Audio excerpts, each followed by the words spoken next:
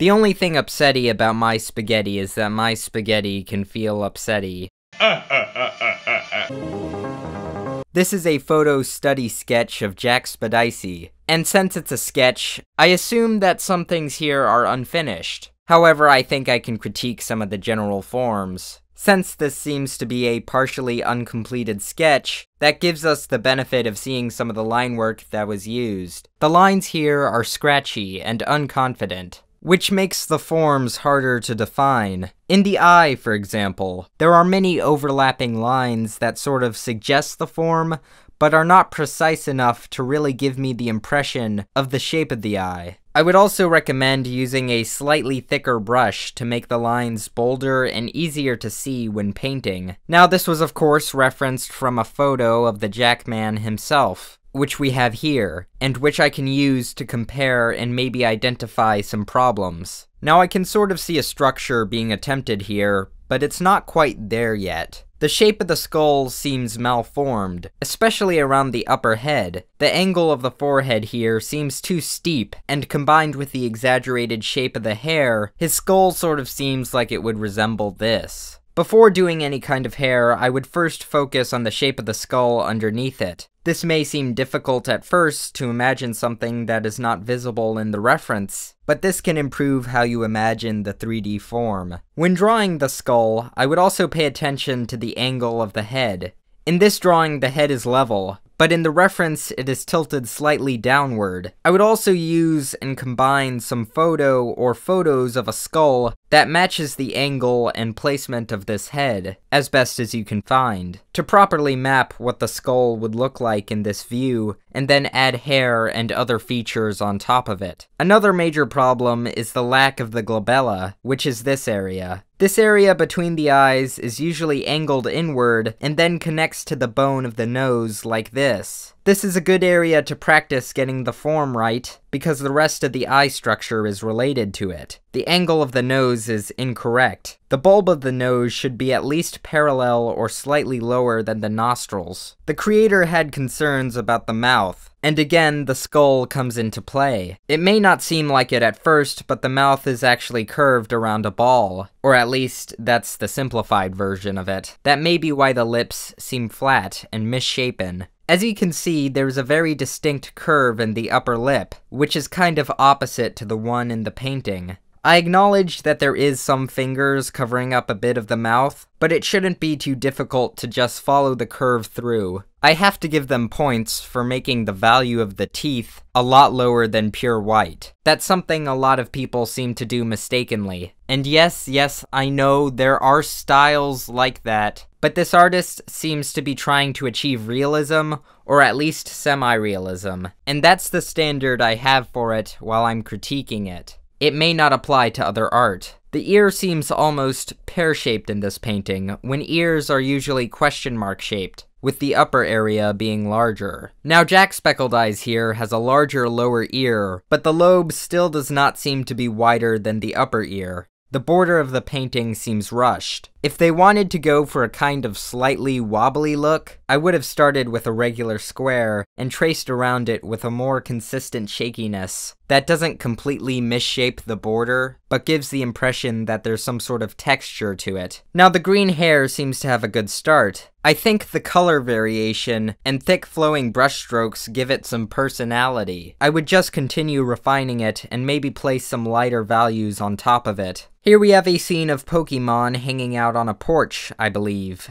at night. When I first saw this, I was a bit confused. This walkway, I can only assume, is meant to be tilted, which I must say is a strange design for what I assume is a porch. I thought maybe the perspective was super off, but it seems like they did everything else alright, so it just seems like an odd design, unless I am missing something. So my critiques are mainly going to be on the porch and the landscape, since I know absolutely nothing about Pokemon. The first thing I suggest is to make the lines here far less clean and straight. I assume this is wood, which of course can be very straight, but these thick lines do not give the impression of a wood texture. I'm not saying you have to make lines tilted or super wobbly. I'm simply suggesting that there be more texture to the lines and make it slightly less consistent. These thick, extremely clean lines make everything look artificial, when really there's a high degree of organic texture to things like wood, and I think the contours should subtly show that. I would also like to see much more variation in value and color on these wooden beams. Just try and put patches of color to resemble the texture of real wood. However, I wouldn't go overboard with the texture since this is set at night, and it may be harder to see detail. When it comes to the lighting, there is a lot more that could be added. This yellow light coming from indoors looks like a large yellow sheet has been hung over the doors and windows, rather than an indoor light. I feel that the sides of these windows and doorway should be much brighter. I think there should also be some more detail in the room this light is coming from, to add a sense of depth. You may not need fully rendered furniture and walls, but maybe some orange-yellow color variation can suggest these objects. Down here there should probably be a huge shadow covering the ground, and maybe some tufts of grass to interrupt the monotony of the line that shows where the wooden beam enters the ground. Overall, the figure doesn't seem too stiff or disproportionate. The Pokemon, as far as I can tell, look fine. The areas I would really work on is the rendering of the porch and the rest of the background. For this work, we have this drawing of a female warrior of sorts. The first thing I want to focus on is the flow and position of the figure. To me, the pose seems very awkward and stiff. The right shoulder looks okay, but the left shoulder seems squeezed to the rest of the torso, and generally uncomfortable. I feel like the pose would have more room and a better position if the left arm was positioned this way, and maybe if you moved the right hand up a bit. The sword grip does not seem like it is being held onto by these armored hands. It's not too extreme, but it seems like it is almost floating in their fingers. This is most prominent in the left hand, where it seems like the grip can be moved just a few spaces downward.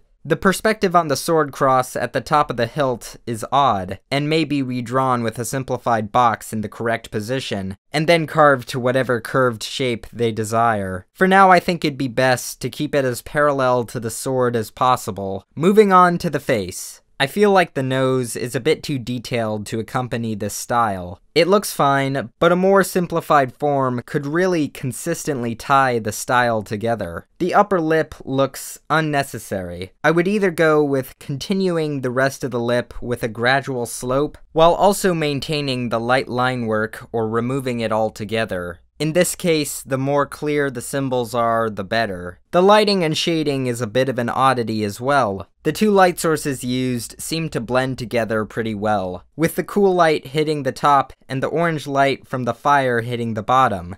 That's the good part. The reflection of the sword starts off well near the top, but then loses some of the gradient as it goes down. I would just continue with the way they drew the reflection at the top and spread it all the way through. Easily the strangest decision is using cell shading on the armored gloves. I don't know why they did this. The soft shading on the face, clothing, and other armor works well enough, so I would simply blend this down to match the rounded metallic texture I assume they are trying to achieve. For the shoulder piece of armor, I could see that they were trying to define the curving shapes of the gold, but it didn't quite get there. I would encourage that artist to continue and try to refine that shape with reflective metal by adding more contrast and value. You could also go for dull. Whatever the case, look at some gold-plated stuff and take some visual notes. I found this one to be very compelling when I saw it. With its turquoise color scheme and intimidating low angle, there's something great here underneath all of the awkward shapes. In most cases, when the hand is grabbing something,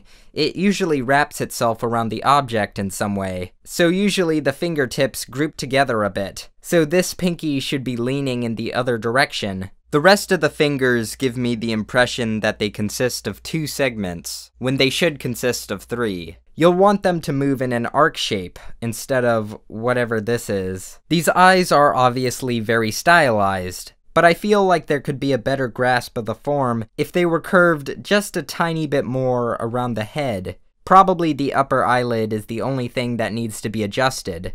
There's this darker patch underneath the hair that seems to abruptly stop for some reason. I don't know what that's about, it just seems unfinished. The artist mentioned in the description that the original had wings, which I'm kind of sad that they didn't keep, because 2 large white wings in the background would have filled up these barren areas and really brought the composition together. I like the way this was lit. It's a white light on an almost monochromatic color scheme, which really gives off an atmosphere of coldness and an artificial environment. There's some places where they simply forgot, I guess, to paint over, but if those problems I mentioned earlier were fixed and they finished it up a bit, this could be a really immersive painting. Mood.